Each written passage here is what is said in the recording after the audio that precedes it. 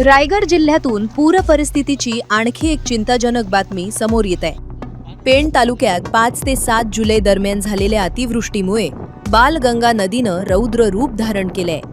या महापुरामुळे वरसई विभागातील जावळी, निफाड आणि परिसराला मोठा फटका बसला असून शेतीसह सार्वजनिक मालमत्तेचे अतोनात नुकसान झाले। या पार्श्वभूमीवर माजी राज्यसभा खासदार धैर्यशील पाटील यांनी बुधवार 8 जुलै रोजी पूरग्रस्त भागाची प्रत्यक्ष पाहणी करत परिस्थितीचा आढावा घेतला। या महापुराचा सर्वात मोठा फटका बळीराजाला बसलाय। जावळी आणि निफाड परिसरातील भाताच्या रोपवाटिकांमध्ये पूर शिरल्यानं हजारो रोपं सडून गेली आहेत, तर शेतांमध्ये गाळ साचल्यानं संपूर्ण खरीप हंगाम धोक्यात आलाय। या पाहणी दौऱ्यादरम्यान धैर्यशील पाटील यांनी शेतकऱ्यांशी थेट संवाद साधून त्यांच्या अडचणी जाणून घेतल्या। नुकसानग्रस्त भागाचे कृषी विभागाच्या अधिकाऱ्यांनी तातडीनं पंचनामे करावेत अशा कडक सूचना त्यांनी दिल्या आहेत। तसेच नुकसानग्रस्त शेतकऱ्यांना शासनाकडून योग्य ती आर्थिक मदत मिळवून देण्यासाठी तातडीनं पावले उचलली जातील असे आश्वासन त्यांनी दिले आहे।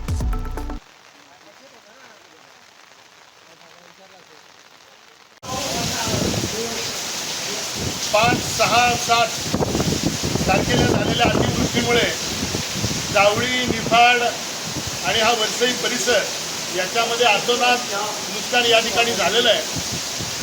आपण सर्व मंडळींनी धीराने या परिस्थितीला सामोरं जायला पाहिजे।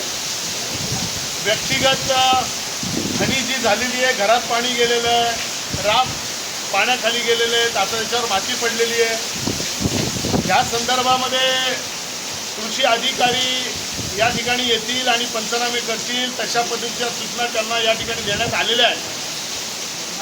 विशेषतः निफाड आणि जावळीला जो प्रश्न भेडसावतोय तो मधला रस्ताच वाहून गेलेला आहे, निफाड आणि जावळीमधला। तर तो इथे ठेकेदारांना रामेश्वर कन्स्ट्रक्शन यांना इथे बोलवलं होतं, त्यांची गाडी आता येऊन गेली। साधारणतः पुढल्या 2-3 दिवसात थोडी पावसाने उघड दिली पाहिजे। आपण काय पावसापेक्षा काय मोठे नाही आहोत, कोण आमदार, खासदार, मंत्री कोणी असला तरी पाऊस आपल्यापेक्षा लय मोठा आहे। तर थोडीशी पावसाने उसंत दिल्यानंतर तो रस्ता आपण पोकलेन वापरून मोटरेबल करू। मोटरेबल म्हणजे काय की शाळेतली पोरं सुरक्षित जातील, शेतकरी पलीकडे जातील, ग्रामस्थ जातील, मोटरेबल आपण करू।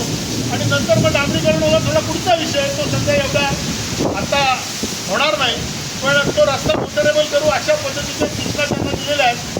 मला वाटतंय की पावसाने एका दिवसाची जरी उघड दिली तरी त्यांची मशिनरी येऊन आपण हा गेलेला रस्ता आपण हे करू।